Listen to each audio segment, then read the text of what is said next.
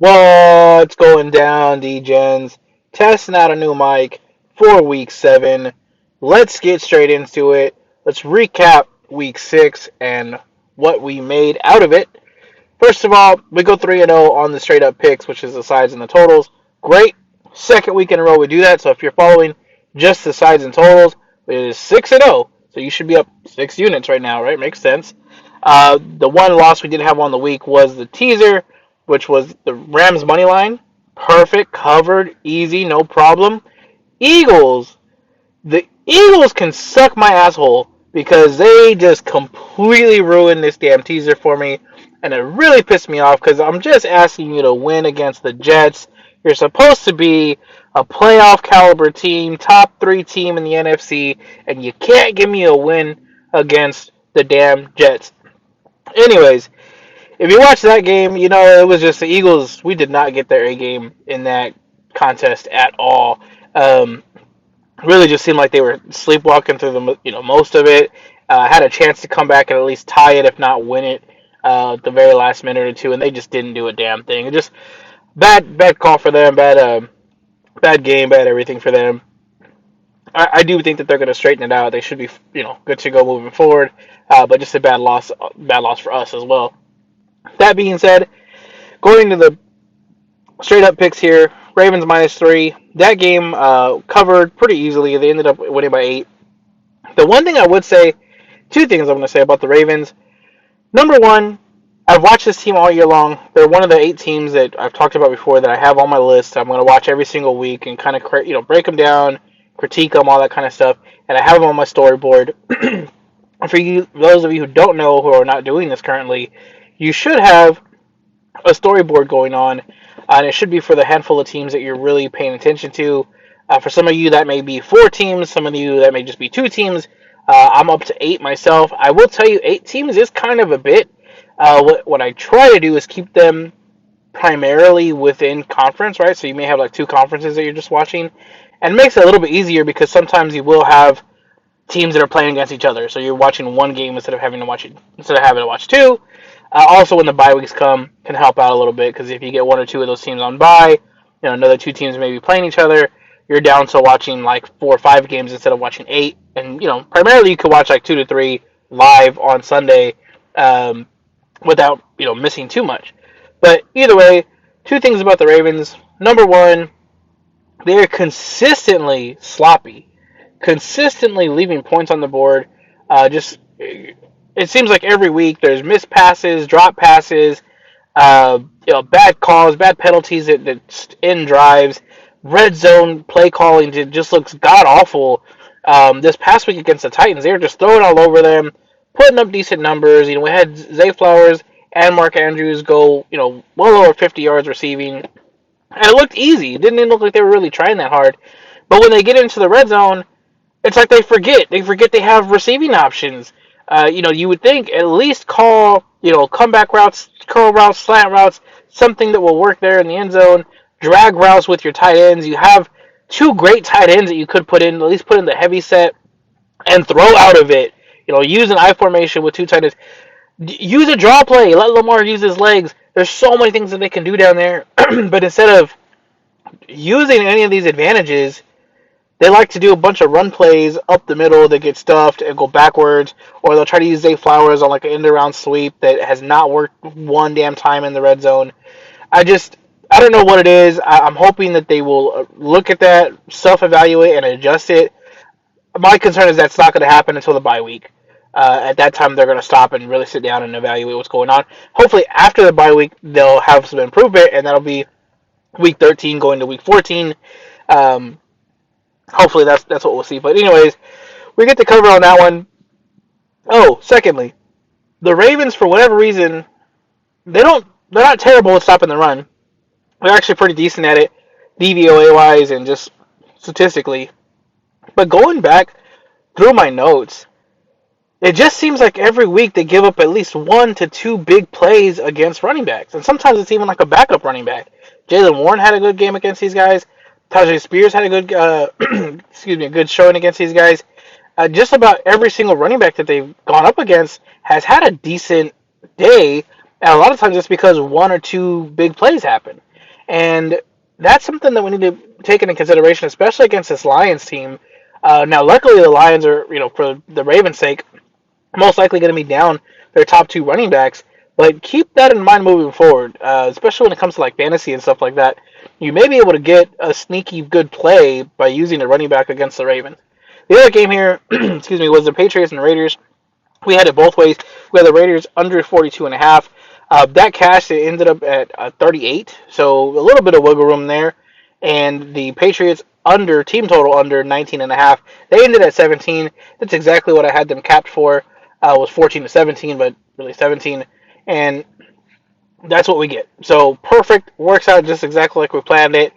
Patriots offense is just not great. I know there was some talk about them doing better and having a great showing against this Raiders defense that's going to allow them to run and all that kind of stuff. And not to say that they didn't. They did look better than, or they put up more points than they had previously, because I think before this game it was 3 points and 0 points. But the offense is just not good. Mac Jones is not good. There's not really anybody to throw to there. So you can't even really tell if it's a Mac Jones issue or just a lack of talent issue on the receiving end. But I'm leaning more towards Mac Jones because he's very hesitant to let the ball go. To, give his guys a shot at getting it, and maybe that's just like a play style issue. You have somebody, like a Juju Smith-Schuster or like a Devontae Parker. Not even that they were necessarily playing in this game or that they're really relevant in most games, but you have these style of receivers that really need you to put up some 50-50 balls because that's what they're good at. But you have a quarterback who doesn't want to do that. That's going to lead to some issues. So I'm looking at fading the Patriots, their team total specifically in most weeks. Now this upcoming week, it's a 16-point team total. It's a little bit too low. As we saw in this game, they can, accidentally go over that, defensive score, or maybe just one or two good field positions because of interceptions or fumbles or whatever, and they go over, over 16. So I'm not playing it this week, but it is something to keep in mind. So that's a recap on week 6. Again, we were 3-0 this week, 3-0 last week on the sides and totals. For the year so far, we're 18-8 when it comes to sides and totals, up 9.2 units. The teasers, we are 1-4 in the official teasers. I'm going to tell you right now, I'm going to have a teaser for this week, but it's up to you. If I were you, I would probably either not play it at all or do it like at a half unit. I'm doing a full unit because I'm an idiot and I don't learn, but that's for myself. As far as this week, for week 7, here are the picks. Steelers and Rams under 44 is what the total is currently at. I got it at 43.5. It's currently at 44. This line has actually gone up. I believe it started off at 41, if I'm not mistaken, and it's been bought up pretty heavily. I'm sorry, it's 42. It went up to 43, 43.5. I thought it was not going to break 43.5 because 44 is a relatively key number in totals. It did. It got to 44. So that's where it stopped. It's up to you if you want to, take the under. If you want to tease it up to the 50, I would really wait if you do want to get to the 51, just to be on the safe side. My algorithm has this cap relatively low. We can go back and get the exact score off of it, but I want to say it is going to be at like a 38 or 39 point game is what we have it capped for, and that's even kind of rounding up, if you know what I mean, for both teams. Also, though, second game, and it's going to be very similar to last week. One game, two plays on that game. Falcons and the Bucs. Bucs minus 2.5, and then Falcons and Bucs with under 41. Now, unfortunately, that line has also moved, and that line has moved with me, meaning that it's gone down. So it's not at 41 anymore. The last time I checked, it was at 38.5. I did see a few 39s out there, as in like 1 to 2 that were still out there. They probably moved by now. I would not be surprised if this line moves down to 38. If you buy this up to 41 by itself to just get the under 41, you're probably looking at about minus 145 as your odds. I still like it. I would say that this number probably comes through 65% of the time, which means that you're good dropping the minus 145 on it. I don't typically advise anything over minus 135, but the chances of this line coming in, the fact that 41 is a key number, and the fact that it's something that you could still get and not really go much beyond what we're looking. It's not like, hey, you need to put minus 250. It's relatively in reason to spend a little bit extra to get yourself the win on that one. Obviously, nothing is guaranteed, but just my breakdown on this game: the Falcons again, I have both of these teams as well on my watch list. The Falcons are a very run-heavy team. We've known that since week one. Literally every week, I have a note in there that says very run heavy, expected to run heavy, gonna continue to run heavy. That's what they do. They're not good at passing. They know that. They know that they can't rely on Desmond Ridder to do a damn thing. And if you watched them last week, you see why. 2 weeks ago, he had a decent showing. He had a couple of deeper passes he connected on. Last week, he just could not connect on any damn thing. Even the receivers that were wide open, he would underthrow them, overthrow them, put up ugly looking balls. I mean, shit that like you would expect middle school quarterbacks to throw, just wobbly ducks, and that either got picked, got tipped, or should have been picked consistently. And his receivers are having to make all sorts of like acrobatic catches. Drake London had at least 2 catches in the middle of traffic. Drake London's awesome. But the fact that he's having to out jump and out muscle and still make acrobatic catches over like 2 to 3 defenders is just ridiculous. Like Ritter should not be putting up these balls. At least 2 times that are coming straight to the top of my head, he throws it into really what ends up being triple coverage by the time the ball gets there. And it's amazing. It's crazy how good London is. But the fact is, at some point, that it's not going to go his way. You're going to either get picked or it's going to get tipped or whatever. And then lastly, uh, it's just such a run-heavy team that even if Ritter, tries to use his legs, he gets outside the pocket, he's running a little bit, whatever, he's extending the plays, he's maybe even picking up first downs. They're playing such a slow pace and such a low margin of error style of game that it lends themselves to these really tight games and these really, really difficult to finish off kind of games because you always end up in like a one-score game with a couple minutes left. And in this game in particular, that's going to really work against them because the Bucs have one of the top 5 run defenses in the NFL. So I don't expect a big day out of Bijan or out of Algier. Maybe if they're lucky, especially if you have them in fantasy, what you're really hoping for is that they break one big one, right? They break a good pass. Maybe the lanes open up for them for 1 or 2 plays, and they have 1 or 2 big runs, maybe a touchdown. That's what you're really looking for. But the fact of the matter is, that's what you're going to have.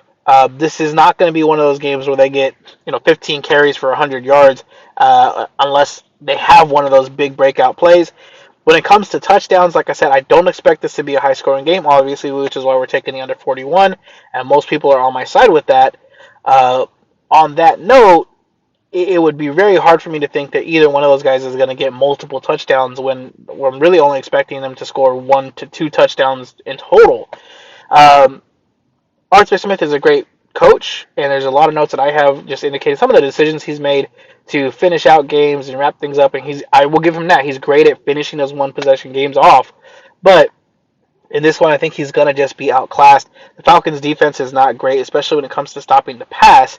They can stop the run okay, but sweeps to the outside are kind of where they're weak at, and then passes downfield they're also weak against. And now you're going to go up against one of the better wide receiver duos out there in Mike Evans and Godwin, and without any pressure, which is one of the things that the Falcons rate worse in, or almost the absolute worst in the NFL. You have Baker Mayfield, who's going to have some time, who's actually done pretty well throwing to these receivers this year, and I do expect a bigger game from him.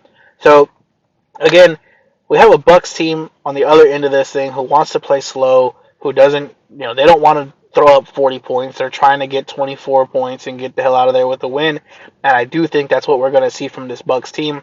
I think they're going to get to 20, 24, 27, somewhere around there, and then kind of take their foot off the gas, let their defense do most of the work. They'll probably try to run it out as much as they need to. Mike Evans still coming off that hamstring injury, a little iffy. Baker Mayfield, you really don't want to put him in a position where he's throwing 50 times a game either. So this should be a lower scoring game with a lower pace of play. And really, the Falcons, I don't expect them to be able to do what they want to do. And they're probably going to be put in a position to ask Ritter to do things that he probably can't do. So give me the Bucs minus 2.5 and the Falcons at Bucs under 41. And on the next note here, I wanted to go over the DVOA updates and the styles here. So let me go to DVOA first, just so you guys can see what I'm talking about when it comes to actually predicting scores and all that kind of stuff. So here's the DVOA information. Here's the spreadsheet, just like I had last week. All the information that's out there. And you can go through this. You can pause the video, do whatever you want to do to just look at the DVOA scores, your run rates, your expected points added per dropback, success rate, all that kind of stuff. It's all put into the grade. So it's up to you. If you want to look at the individual rows, by all means, feel free to do so. If you don't already know this, the spreadsheet's free, guys. Message me, comment, find me on Twitter, whatever you gotta do. I just need your email address and I'll send you a copy of it. But really, you could just simply look at the grade and kind of understand who's doing better than others, right? Um, the teams that are in purple on the left-hand side are the teams that we have gotten right both weeks as far as the expected points are concerned. And when I say gotten right, I mean within 3 points of margin, right? So we've been really dead on with these teams, and that's going to be the Giants, the Raiders, the Colts, and the Dolphins. Now, the Dolphins are a pretty high-scoring team in general, so at some point they're going to probably run into a little bit of a roadblock, and I could see us not being close with that one. But the others, when it comes to the Colts, the Raiders, the Giants, they're pretty much as expected, so I don't see a lot of issues with that. The ones in green are the ones that this past week here we were within a touchdown, and we've been within 3 points one week and within a touchdown the other week. So the ones in green are also pretty good. We have basically with about a touchdown of range there that we're looking for on those points. The ones that are in yellow are the ones that we did get within a touchdown this past week. So we've had 1 week of success with them. And the two in red are the ones that we got right 2 weeks ago and we're not within the touchdown this past week. So that's just a little breakdown on where we're at. But to look at the teams in purple, and actually we'll just go ahead and look into the Buccaneers here. And the Bucs are going to be, I believe, towards the bottom. They are not in green, but they're sandwiched between the two green teams there. Obviously, Todd Bowles. We're expecting them to score about 20 points. 27 points. Last week they scored 6. They got pretty shut out by the Lions. So the Lions obviously have a good defense. That's kind of what we're expecting, though. It's about 27 points. Obviously, it could be a little bit lower with a lower paced game, which is why I said about 24 to 27 points is what we would expect from them. When it comes to the Falcons, we did get right last week. They scored 16 points. We're expecting them to score, let's just round it up and say 14 points. So 24 to 14, that's 38. Even if they get the 27 points, it's right at 41. But again, I expect this to be on the lower side of the spectrum here, just as far as pace of play and all that kind of stuff goes. So I am really expecting something more like a 37-point game. That's also not taking into account that on the Falcons side of the ball here, because they are going up against a team that's good at stopping what they want to do, we should probably decrease their output a little bit and honestly probably round it down to like 10. This is probably going to be like a 24, 27, somewhere around there to 10 kind of game. Either way, that gives us to about 37, and so that's why we're taking the under 41 as well as the Buccaneers minus the 2.5. As far as the Rams-Steelers game, Rams, let me just take a look here. All right, so they are projected for about 26 points or so. If we round down, they are in green, meaning that we did get them right last week. And then as far as the Steelers are concerned, they didn't play last week, so obviously we couldn't get them right. But their expected output is about 8. We rounded up to 14 just because that's more or less what we should expect, at least on the lower end of most games, unless there's a reason to think even lower than that. So let's just say 14 for them. So 26 to 14 puts us at 40, which is more or less what I'm expecting from this game, even if it's 27 to 14, just because 27 is a more, custom or a more common number that we see in the NFL. It would take us to 41. So either way, I'm going to be going with the under in this game. So that's why we're getting that number as well.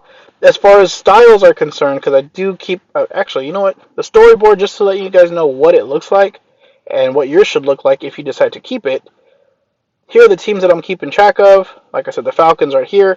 And then every week I just put a little clip here of what I saw, what's going on with them, anything that maybe stood out, any injuries that we're missing, anything like that. Because something that happens in week 2, I'm probably not going to remember come week 3 or week 7 or week 12 or whatever. So I want to be able to come back and say, oh, yeah, that's right. Or they sucked at this. Or, oh, that's right, they got beat, but it's because so-and-so was out. Or whatever the hell it is. So just a reason to keep up with that. Style teams, let's just go through the updates real quick. As far as the teasers, the Saints, or I should say the Raiders, really, when you tease against them, are still 6-0. The Rams, when you tease with them, are still 6-0. The Eagles moved down to 5-1. The Falcons are still 5-1 when you tease against them. So you really want to tease against the Falcons when possible, especially if the other team is a dog. Again, just like I was saying, these guys like to play a lot of low-scoring tight games, which means that those 6 points you're teasing with are going to be very valuable, especially if they're already a dog. Even if just 1 to 2 points, you're going to get them through the full touchdown. So teasing against the Falcons is a very plus EV thing to do. The Texans are 4-1 when you're teasing with them, but when you are teasing them as a dog, they are 4-0-1, with their only push being week 1 against the Ravens. The Saints are 5-1 when you tease against them. The only one that they lost, that you would have lost if you were teasing against the Saints, was with the Patriots 2 weeks ago. It was 34-0. That was also the week, though, that the Patriots lost Judon and I think it was J.C. Jackson didn't play and somebody else. Either way, that's the one time you would have not won teasing against the Saints. So typically you do want to tease against the Saints, but you want to make sure that the team that you're teasing with or the team that you're putting money on is at least competent. You can't just put it on, like a high school team playing against the Saints. So that's an update on the teaser teams. As far as the over teams, there's really not many. And one of these in particular, I'm really thinking is going to kind of go downhill. The Dolphins Broncos, both 4-2 at the over. The unders with the Broncos came against the Raiders and the Chiefs. Of course, those are two divisional games. Dolphins 4-2, but one of their unders was against the Giants, and that game could have at least pushed, if not gone over, if you got the line early, because it ended, I believe, at 41.5, is if I'm not mistaken. Um, Bears are 5-1, and this is because the defense is so bad that everybody's been able to score on them and kind of do whatever they want. When they got the under, it was obviously Khalil Herbert missing time, the Vikings just being a slow pace of play, and then you also have Justin Fields who missed the entire fourth quarter. Not that I don't think that would have helped much, but either way, it's some missing pieces and a slow paced team. Take them to 5-1 on the unders or the over. Sorry, Colts are 4-2. However, Minshew specifically is 2-1 to the under. So you have a team with Anthony Richardson who was 3-0 to the over, and then you put Minshew in there, and they are 1-2 to the over. So as long as Minshew is there, and it looks like he's going to be there for the rest of the year, you're probably going to have to lean unders with the Colts. The offense just doesn't look the same. Minshew just does not look good. Everything he passes is short. It's real close to the line of scrimmage. He's just not great at passing deep. He wants to take the easy check down routes almost every single time. And if you get pressure on him, he's definitely putting up a short pass.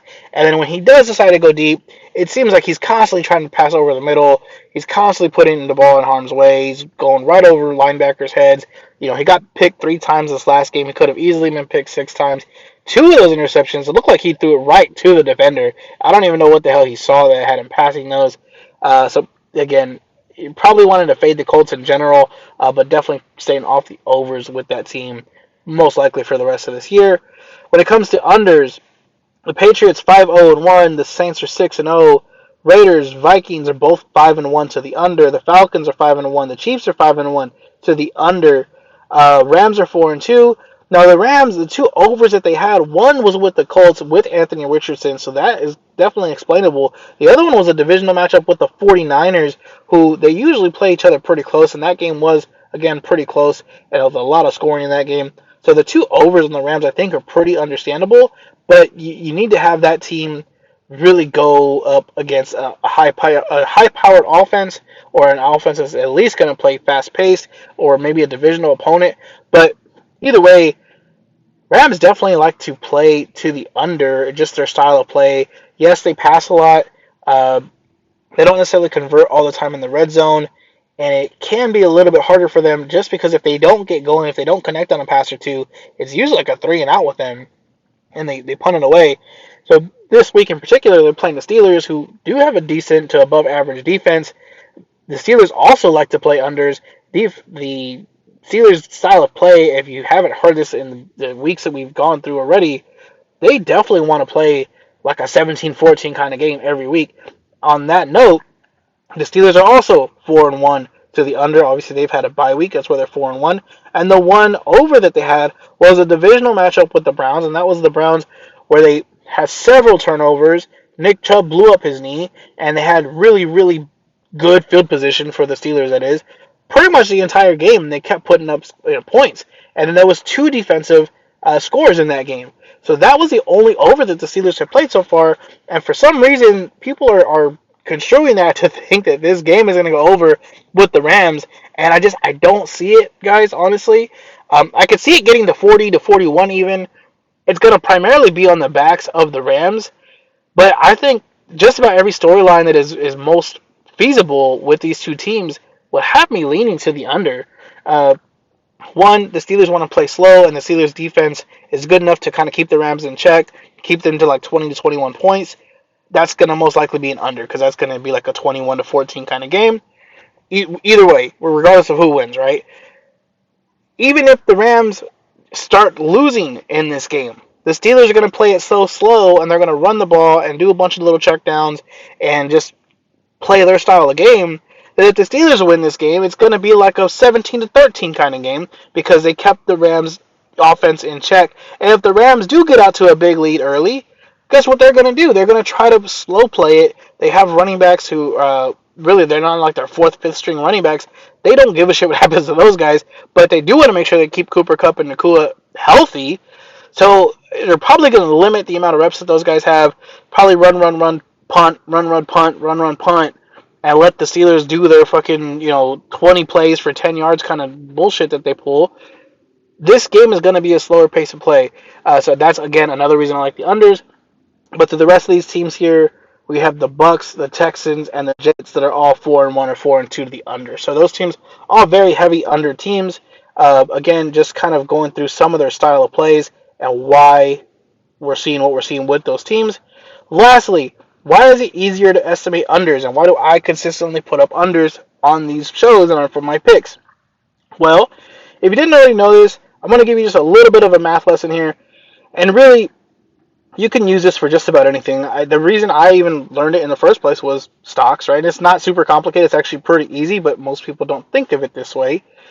If your average score is 21 points, and 1 week you drop down to 14 points, that's a 66% difference, right? You had a 66% drop off in your points. Yes, that's a lot, but it's less than going above your average. So if you go above your average and you go to 28 points and your average is 21, that's a 75% line move. So it takes more effort.